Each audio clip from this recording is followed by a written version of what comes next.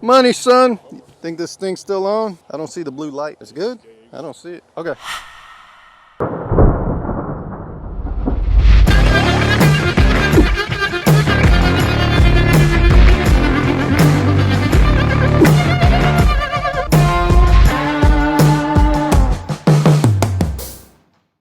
Well, this is what I got. This is what I call my happy place over here. Show y'all what I got going on. I made a few videos before just on my own, but I got my cousin Pedro, cordon expert over here. Appreciate it, cuz. I'll be make another video. So I've always wanted to do a big garden. So that's, as you can see, what I got going on here. There's deer and hogs out here. Yeah, the first thing I did was I started laying the cardboard down and then putting a load of dirt down, and every yard of dirt is one row, and there's 13 rows. So it's 13 yards of dirt. So every row I got cardboard underneath.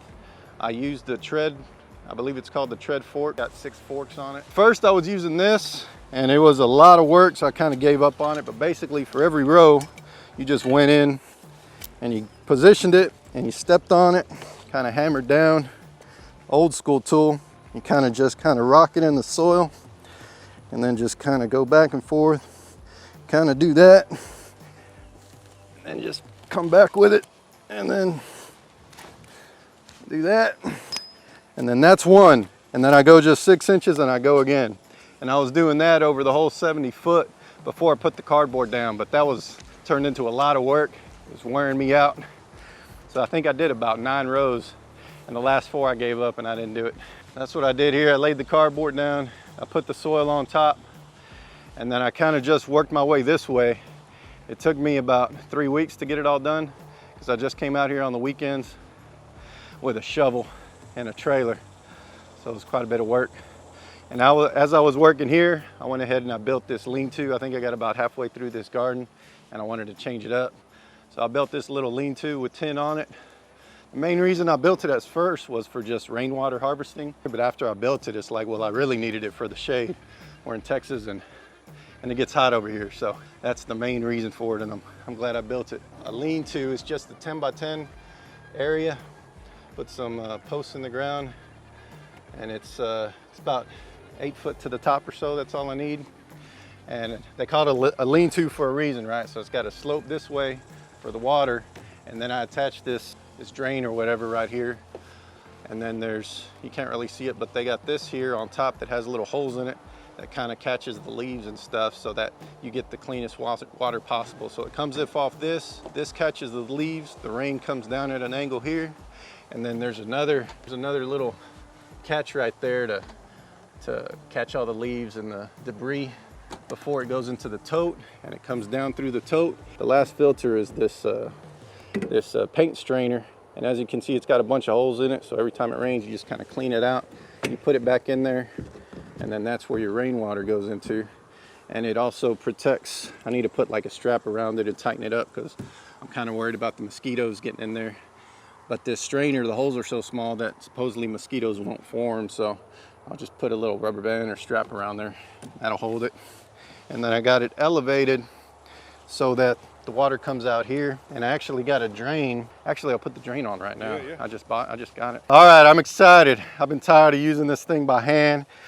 See, this is nice, but it's just old school way. When I water the garden, I just put a watering can here and open it up, and it just comes out all over the place. So this, put it on and it turns into a water hose. So I'm real excited. It better fit. And it's looking a little tight. That's not good. $35 on Amazon. You better give me my money back. They better pay for shipping too. Man, it can almost go in. Maybe you just gotta, maybe it has to, it should fit, you know? It should, but it probably won't. I don't think, well, it's a 275 gallon tote. I bought it used. I bought it used for 70 bucks. I bought them both, 70 bucks a piece.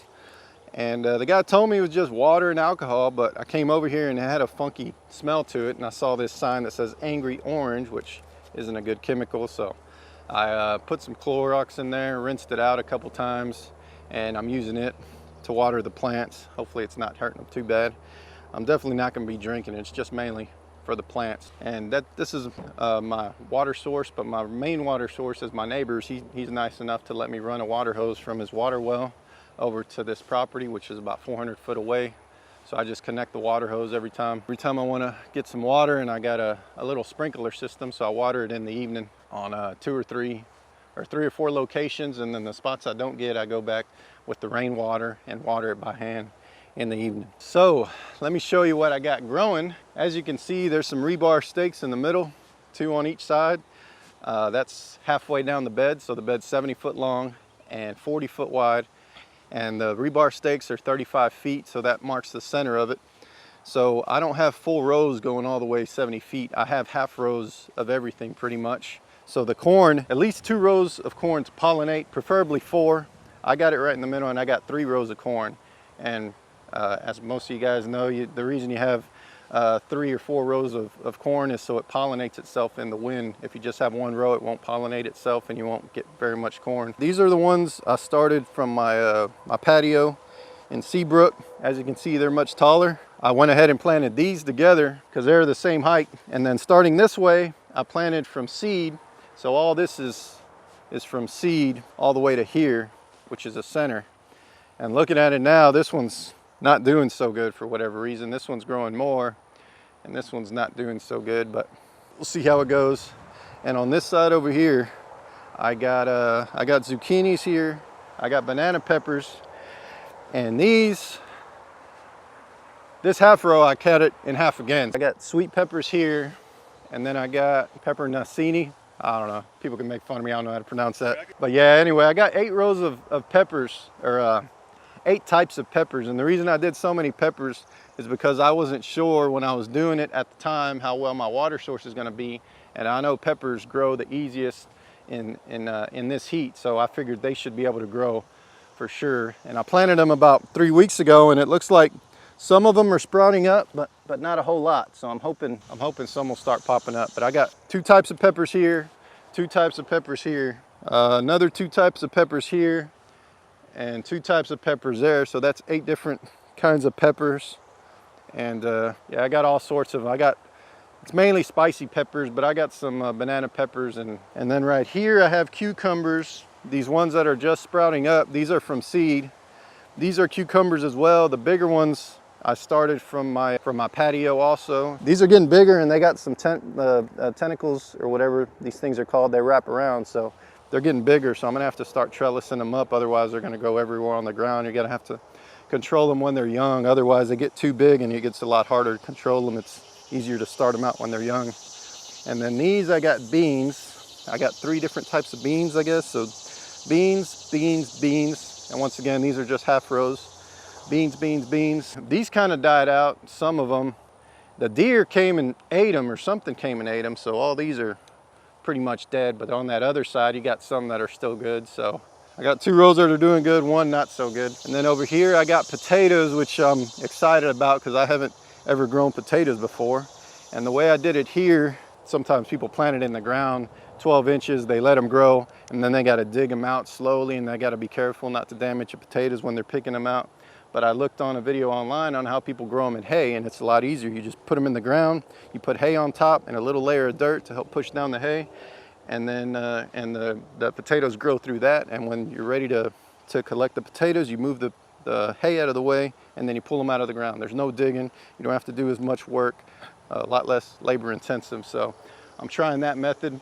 I got 2 half rows of potatoes, yeah, half rows. So this one I started a month ago or so, and this one about 2 or 3 weeks. So as you can see, these are doing pretty good. They got potatoes growing through the hay, all right. This one hasn't started out yet. So yeah, those are my potatoes. And over here on the very end, I got the squash. That's 35 foot, a half row. And then the other half is all watermelon. Oh, check it out. You got some deer marks here. So that's how I know that I got deer running through here. So I guess my fishing string for a fence line didn't work. I heard it was a good option to keep the deer out. What I heard online is there's a deer would touch it and it'd scare them and they run away. So I wanted to try it out because it's going to be a cheap method. It was like $7 for this whole fence line. I figured I'd try that $7 method before I spend, you know, $200 or $300 on some fencing. But it was cheap and I just figured I'd try it out, but apparently it's not working. I already see deer prints in there, so I'm gonna go ahead and take this off. I'm gonna probably bury some posts in the ground, some 10-footers, bury them in the 4 corners to give it some strength, and I'm gonna go ahead and do it the right way and make this fence 6'6", and with the deer netting to keep it out, and I know they'll stay out. I had cantaloupe there, and I got watermelon. I planted from seed on this side. They're much smaller. I planted some from the containers, but they all died out. Here I got more tomatoes, and then here I never planted before. These are carrots, another half row, and then these are 3 rows of tomatoes, basically. Tomato, tomato, tomato, and I had 2 pepper plants that I bought from some guy on OfferUp, so I tossed them in here. So those are the only 2. I think a serrano pepper and something else, and the other ones are tomato plants. And then right here, I've never planted these before either. These are beets. As you can see, there's some that are growing up right here. It's beets. There's beets over here, beets over here. So we'll see how those do. These are more peppers on this side, and this is okra. Okra always seems to do good. So as you can see, this is doing really well. The okras go crazy. I'm probably gonna have to space them out a little better. I'm probably gonna have to, they're about 1 foot apart, 10 inches. I'm probably gonna have to keep them about 2 foot apart at least, because these okra plants will get about 7 feet tall when you let them. And yeah, you gotta be out here picking okra every day. That's how quick they grow. So I think with this half row, I can probably, if everything goes good, I can probably pick like, I don't know, I'm guessing like 50 okras per day out here just with this row. And I need to learn how to like jar things and pickle things so that I can keep them for the long-term storage, because right now it's just me and a couple friends and family, and I feel like I'm going to produce too much for me. So that's another part of my journey, is to be able to can all this stuff and keep it for long-term storage. Yeah, and if anyone has any comments or places I can go to learn from how to can vegetables, tomatoes, potatoes, okra, corn, whatever, for long-term storage, let me know, because I'm still learning about that. So whatever y'all can do there, I appreciate it. But yeah, okra for sure, I plan on canning and pickling it. Tomatoes, I'd obviously like to make some tomato sauce out of it. Potatoes, I heard those are pretty easy to can, but like I said, I don't know much about it. But yeah, that's pretty much the garden. And basically the design of it was, I had to use some math skills, because the first thing I did was I built the outer perimeter, and everyone's like, oh yeah, it's just a box, it's not too hard. Well, actually it's pretty hard to make a box. Well, it's not hard, it just takes some effort if you want it to be square and correct. So the outside is a 50 by 90, so it's 50 foot by 90 foot this way, and I got the garden 70 by 40, so I got 5 feet off the both ends, so you got room to walk, and I got 5 feet off the back, and I got 15 in the front. This is why there's more room in the front, because this is where people can hang out and we can barbecue and stuff, which we're gonna be doing later, probably tomorrow. Do some barbecuing, crawfish, all that good stuff. So this is what we're gonna be setting up there, so we can still be inside the fenced area, walking area, and the garden's over there, and over there it doesn't really matter, so I got 5 foot of walking space around the ends there. And then what I got going here, this is my compost bin. I was a little hungover when I built it. It was probably a waste, because I should have just used pallets, and pallets are free. I could have made a box with pallets, but instead I went to Home Depot and spent like $60 on all this wood. And yeah, it's still kind of flimsy and not that great, but I'm like, oh well, I already built it. There's gaps here, so I'm probably gonna have to go in and spend even more money and put, you know, 2 more boards this way and maybe 1 more here, all the way around. I put some braces here to give it some strength, because there's nothing on the ends to brace it up. So what you do here is you got your compost pile, which you're gonna use for your garden. So what I got is I use hay, because there's hay that's been over here for 10 plus years, and the older the hay is, the better. So you put hay down, and then you got cow manure that I toss in here, and then any types of fruits and vegetables, banana peels, peanuts, eggshells, whatever, and you start piling all in there, and you start layering it, those 3 ingredients basically. I don't remember the exact order, but in the end I'm just gonna kind of mix it in here. And then the reason you have 2 lots is because you work with one, and you have one ready to go. Once it ferments, you can actually see the heat and feel the heat once it starts going good. Once you get this one done and it's ready, then you start a new pile over there. You don't want to start the new pile with the compost that's ready to go, so you keep them separated. So that's the reason you have 2 piles. That's pretty much it. Other than that, I'm going to get started mowing around the property. I cut down, one more thing I want to show you guys. I wanted to put a border around this garden. I went to Home Depot and I thought about getting like a nice border to put around, or maybe some cinder blocks, but each cinder block's about $2. And I calculated out I'd still need about $400 worth of cinder blocks. But I said, hey, I got plenty of trees over here I don't need. Why don't I just start chainsawing them down and using the tree trunks as my border? Yeah, that sounds easy. Great idea, right? Well, I didn't realize how heavy they were. And this is probably about 6 hours worth of work. And I only got 40 foot. I got one log there and maybe 20 foot on the backside. So I still got to go all the way down. Luckily, my cousins are here this weekend. I could put them to work a little bit, maybe help me out there. And then I'm gonna go all the way down that side. So that's gonna be my border.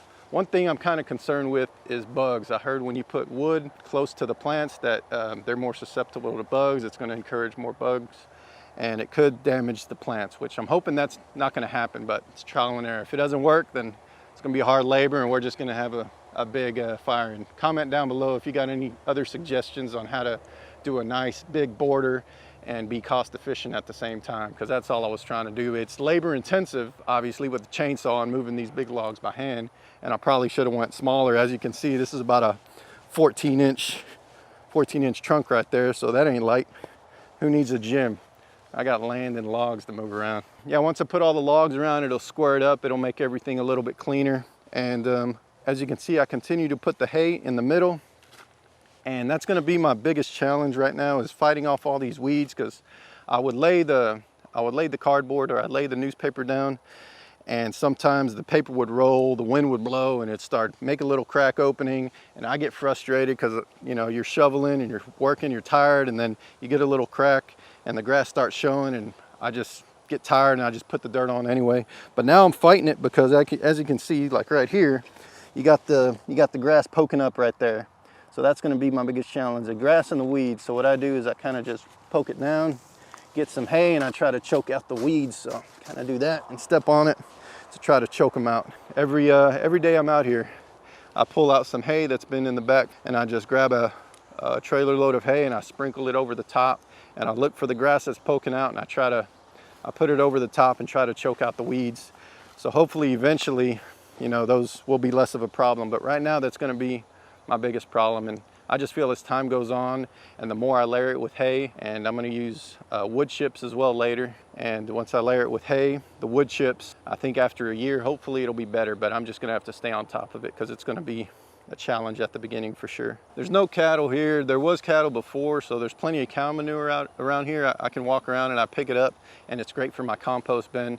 And I got hay that's been there for, like I said, 10 plus years. I got a round bale that I bought from a buddy of mine for 45 bucks for that big bale of hay, but that's not ready to use yet. I think he just baled it up maybe 6-8 months ago or so. But this stuff is good because it's been sitting for a long time. So I know the rumors, I know it's true, like if you put hay down, it makes the ground fertile underneath it, because, you know, it's proof over there. There was a big pile of hay that's been there 10 years. I start pulling it up and the bottom is just really rich, fertile soil.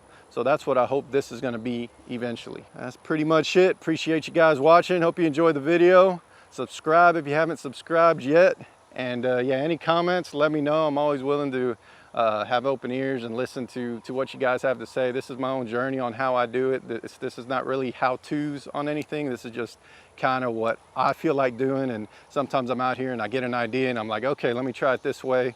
And you know, if it's wrong or if it's not the right way, or maybe it's a little bit more labor intensive than it should be, you know, just let me know. I'm open ears. If you can make it easier on me, you know, let me know. Anyway, guys, appreciate you watching. See you on the next one. Let's get to mowing, dog. Let's get to mowing.